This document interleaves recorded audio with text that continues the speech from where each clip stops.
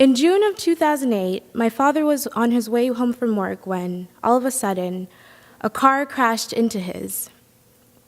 He suffered severe damage to his spinal cord and had to have 3 of his vertebrae removed. Luckily, my father was able to make almost a full recovery, but his mobility today is nothing like what it was before. Now he can barely walk 10 minutes before needing to sit down and rest, and he struggles to hold tiny objects because his hands are always shaking. My father's car accident introduced me to the idea that some people don't have the range of cognitive and physical abilities that I do, and that's something I took for granted.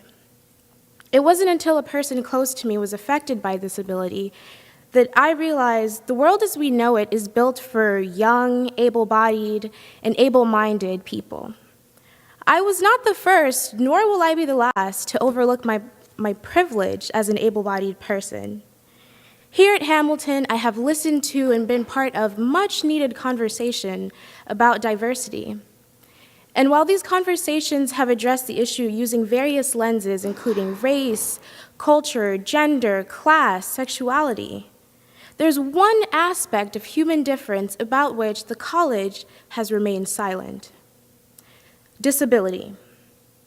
Walking around Hamilton's campus, one would be hard-pressed to find a student, a faculty member, an administrator, a staff member, anyone really, with a visible disability.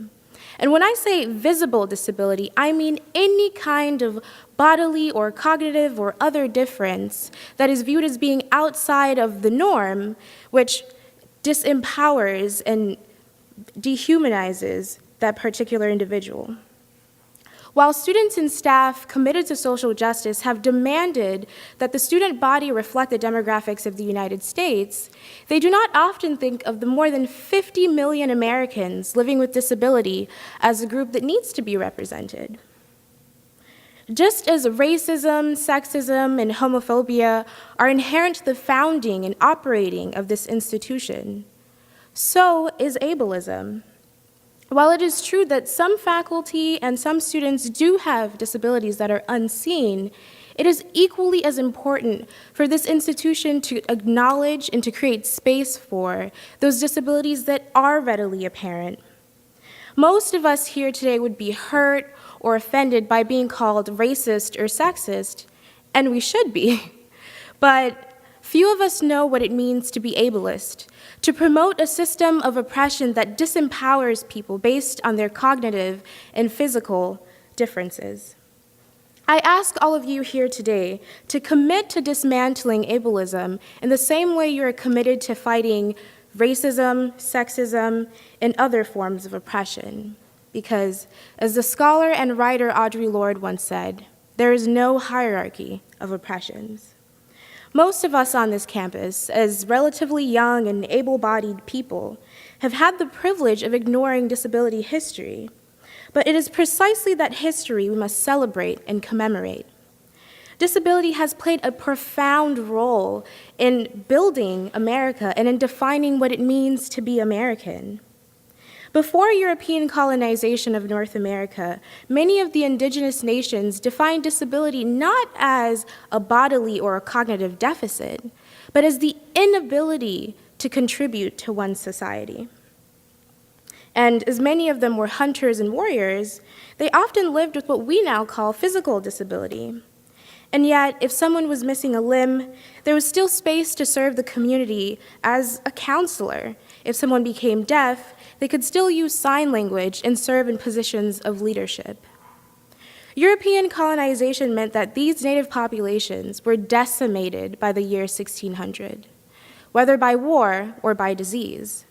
With disease rendering more and more people disabled, it became increasingly difficult to maintain this relational model of community in which those who were able-bodied accommodated those who were disabled to allow them to participate fully in the community.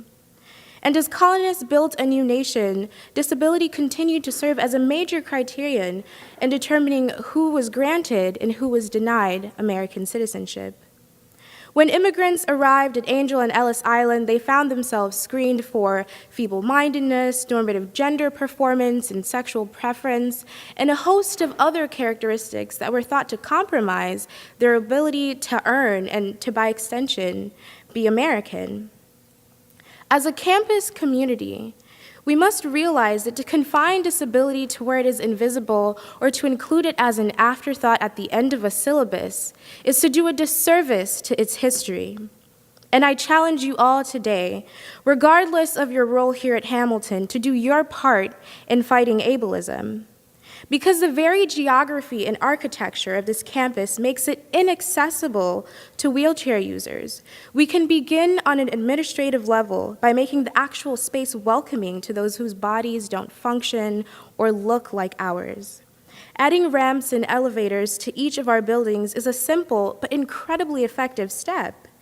As faculty members, I challenge you to highlight the importance of disabled people to your discipline and to push against that erasure of disability.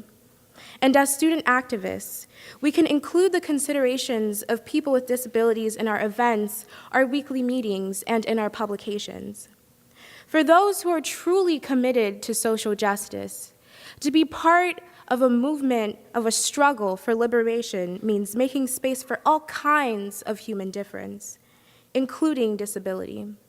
And as developed nations transition from fighting infectious disease to accommodating chronic illness, an increasing number of Americans will find themselves living with disability. And in fact, many of us in this room today can expect to live with disability at some point in our lives.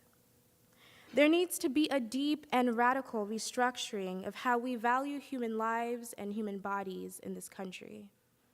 And we can begin on this campus by tackling our own forms of ableism. Thank you.